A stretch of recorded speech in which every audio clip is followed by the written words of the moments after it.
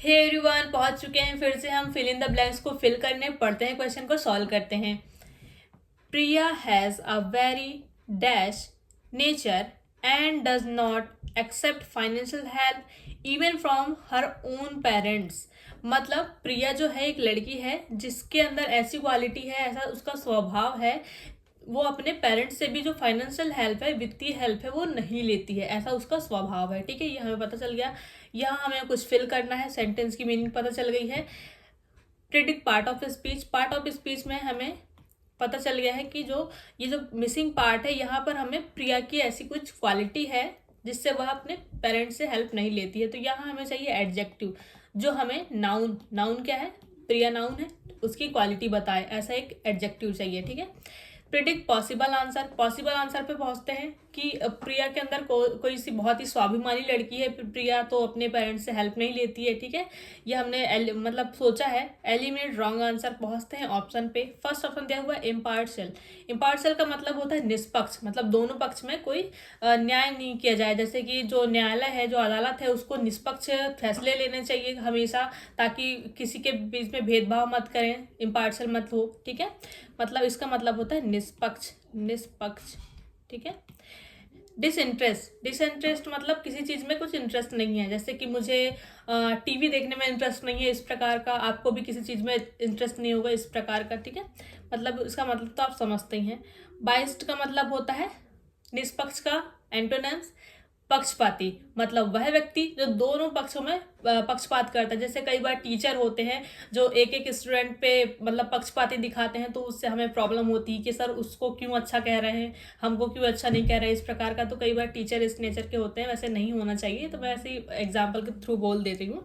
ठीक है, मतलब इसका मतलब होता है पक्षपाती। ठीक है। इंडिपेंडेंट। इंडिपेंडेंट का मतलब होता है स्वतंत्र। वैसे आजकल लड़कियों को स्वतंत्र होना बहुत ज़रूरी है। ठीक है, इसका मतलब होता है स्वतंत्र। अगर प्रिया स्वतंत्र लड़की है, तभी तो वह कुछ काम कर रही होगी, कुछ जॉब कर रही होगी, तभी तो वो अपने पेरेंट्स से पैसे नहीं ले रही है, अपने खुद के फाइनेंशियल हेल्प नहीं ले रही है पेरेंट्स की। तो जो इंडिपेंडेंट है वो काफ़ी हद तक सही आंसर है और यही राइट आंसर है। तो इसको हम यहाँ पर फिल करके देख सकते हैं। Priya has a very independent nature and does not accept financial help even from her own parents। प्रिया का जो एक स्वतंत्र नेचर है, स्वभाव है, और वह अपने पेरेंट्स से भी हेल्प नहीं लेती है, फाइनेंशियल हेल्प नहीं लेती है। ये काफ़ी हद तक राइट आंसर है।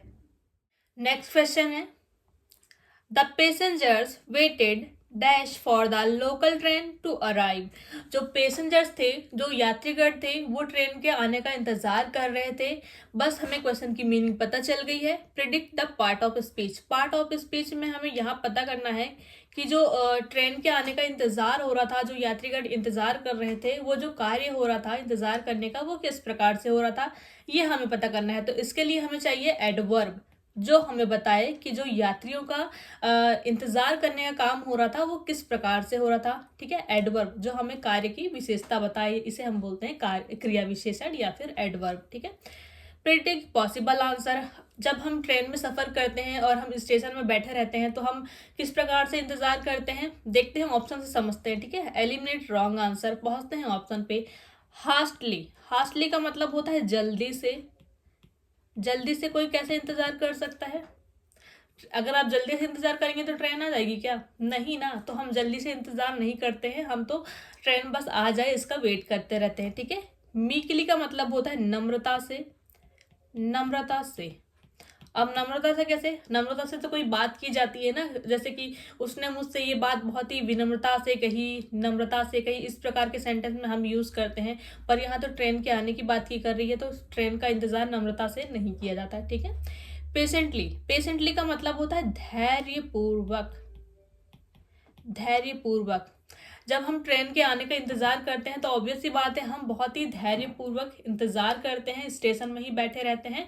तो patiently is the right answer. इसका मतलब यहाँ पर आप सेट करके देखते हैं, जो यात्रीगण थे वो धैर्यपूर्वक जो लोकल ट्रेन थी उसके आने का इंतजार कर रहे थे। ठीक है, तो यहाँ पर patiently is the right answer. The passengers waited patiently for the local train to arrive is the right answer. ठीक है। कंसिडरेबली। कंसिडरेबली का मतलब होता है काफी मात्रा में। काफी मात्रा में, यात्रीगण काफी मात्रा में इंतजार कर रहे थे। हाँ, होंगे काफी सारे लोग, लेकिन काफी मात्रा में इंतजार नहीं किया जाता। तो क्वेश्चन के हिसाब से ये भी रॉन्ग आंसर है। तो क्वेश्चन के हिसाब से पेशेंटली इज द। अगला fill in the blanks question है, पढ़ते हैं क्वेश्चन को सॉल्व करते हैं। Today you may not dash what you hear, मतलब आज जो आप सुनते हैं वो नहीं कर सकते। मे नॉट का मतलब होता है नहीं कर सकते। क्या नहीं कर सकते, यहाँ से मिसिंग कर दिया गया है, तो यही हमें पता करना है। बट दैट इज ट्रू, पर यह सत्य है। And you have to accept it, और ये आपको एक्सेप्ट करना पड़ेगा। ठीक है, तो क्वेश्चन की मीनिंग पता चल गई, जो आप सुनते हैं वो नहीं कर सकते आज। तो मिसिंग पार्ट पता करना है, क्या क्रिया की गई है, मतलब क्या हुआ है यहाँ पर जो आज हम सुनते हैं लेकिन नहीं कर सकते, ये हमें पता करना है।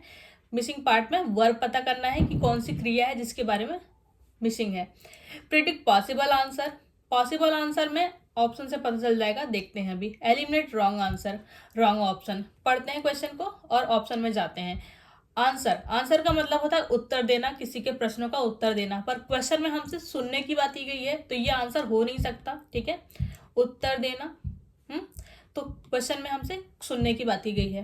रिप्लाई का भी मतलब होता है किसी के क्वेश्चन का आंसर देना या फिर रिप्लाई करना, प्रतिक्रिया देना। ठीक है, जैसे हम व्हाट्सएप वगैरह में करते हैं, रिप्लाई करते हैं ना, उस प्रकार का। पर अगेन यहाँ पर सुनने की बात की गई है। इंजॉय का मतलब होता है किसी चीज़ को इंजॉय करना, आनंद लेना किसी चीज़ का। अगेन सुनने की बात की गई है, तो ये भी आंसर हो नहीं सकता। ठीक है, लाइक, लाइक का मतलब होता है पसंद। अब इसको यहाँ पर पुट करके देखते हैं। Today you may not like what you hear, मतलब आज जो आप सुनते हैं वो पसंद नहीं करते हैं, पर दैट इज ट्रू, पर यह सत्य है कि जो यू हैव टू एक्सेप्ट, पर यह सत्य है और यह आपको एक्सेप्ट करना पड़ेगा। इज द राइट आंसर, मतलब like is the right answer. अब लाइक को यहाँ पुट करते हैं। Today you may not like what you hear, but that is true and you have to accept it. Like is the right answer. Question है, his voice was dash by the sound of the helicopter, मतलब helicopter के sound के द्वारा, bye का हम use करते हैं द्वारा के लिए। ठीक है, हेलीकॉप्टर के साउंड के द्वारा उनकी जो वॉइस थी वो कुछ हो गई थी। अब यहाँ क्या हुआ था ये हमें पता करना है, मतलब कोई क्रिया के बारे में पता करना है। क्वेश्चन की मीनिंग पता चल गई, हेलीकॉप्टर का साउंड हुआ जिससे उसकी वॉइस जो हो गई थी। अब क्या हुई थी ये पता करना है, मतलब हमें पता करना है वर्ब। अगर वर्ब मिल जाए तो क्वेश्चन कंप्लीट हो जाएगा। Predict possible answer, possible answer, अगर यहाँ पर कुछ म्यूजिक बज जाए तो मेरी जो वॉइस होगी क्या होगी, दब जाएगी, मतलब मैंने प्रिडिक्ट किया कि यहाँ पर दब गई होगी या दब गई। ठीक है, एलिमिनेट रॉन्ग आंसर, पहुँचते हैं अब एलिमिनेट रॉन्ग ऑप्शंस। अब पहुँचते हैं ऑप्शंस पे। ड्राइव इन, ड्राइव इन का मतलब होता है किसी चीज़ को चलाना या प्रेरित होना। ठीक है, चलाना